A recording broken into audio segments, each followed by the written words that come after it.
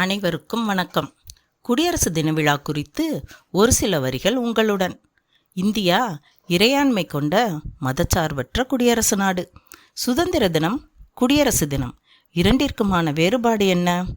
அந்நிய ஆட்சியிலிருந்து விடுதலை பெற்ற ஆகஸ்ட் 15, 1947 சுதந்திர தினம். இந்திய அரசமைப்பு சட்டம் நடைமுறைக்கு வந்த ஜனவரி 26, 1950 குடியரசு தினம். இந்திய சுதந்திரம் முழுமையான சுதந்திரம் அல்ல. பிரிட்டிஷ் அரசு இந்தியாவிற்கு டொமினியன் அந்தஸ்து தான் கொடுத்திருந்தது. அதன்படி பிரிட்டிஷார் சார்பில் நியமிக்கப்பட்ட கவர்னர் ஜெனரல் தான் நாட்டின் தலைவராக இருந்தார். அப்போது இந்தியா கேட்டுக்கொண்டதன் அடிப்படையில் மவுண்ட் பேட்டனே கவர்னர் ஜெனரலாக தொடர்ந்தார்.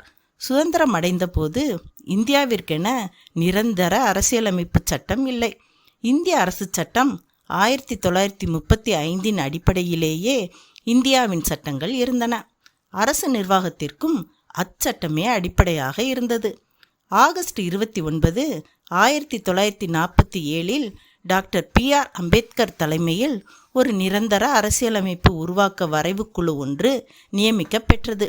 நவம்பர் 26, 1949 வரைவுக்குழு அளித்த அரசியலமைப்பு சட்டம் இந்திய அரசியலமைப்பால் ஏற்றுக்கொள்ளப் பெற்றது.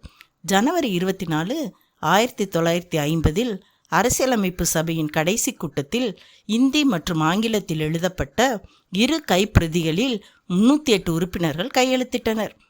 பின் ஜனவரி 26 ஏன் குடியரசு நாளாக அறிவிக்கப்பட்டது தெரியுமா? இந்திய தேசிய காங்கிரஸ் அமைப்பு சார்பாக ஜனவரி 26, 1929 அன்று ஆங்கிலேயர்களின் ஆட்சிக்கு எதிராக இந்திய விடுதலையை காந்தியடிகள் அறிவித்தார்.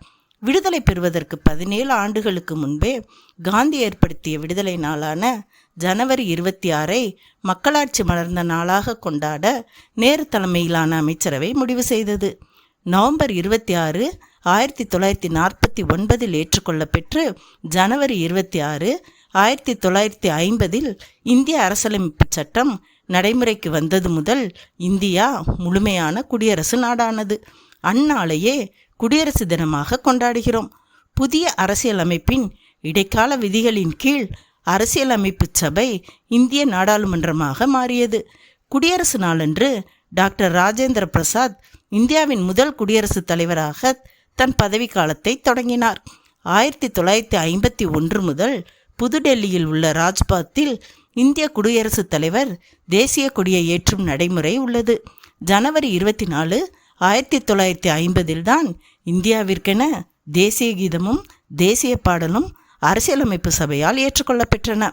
குடியரசு தினத்தன்று தேசிய விருதுகளான பாரத ரத்னா, கீர்த்தி சக்ரா மற்றும் பத்ம விருதுகள் அறிவிக்கப்படும். குடியரசு தினம் தேசிய விடுமுறையாக அறிவிக்கப்பெற்றுள்ளது. சுதந்திரத்திற்கு பின் நம்மை சுயமரியாதை மிக்கவர்களாய் மாற்றிய குடியரசு தினத்தை நாம் பெருமையுடனும் உற்சாகத்துடனும் மதிப்புடனும் கொண்டாடி மகிழ்வோம். நன்றி.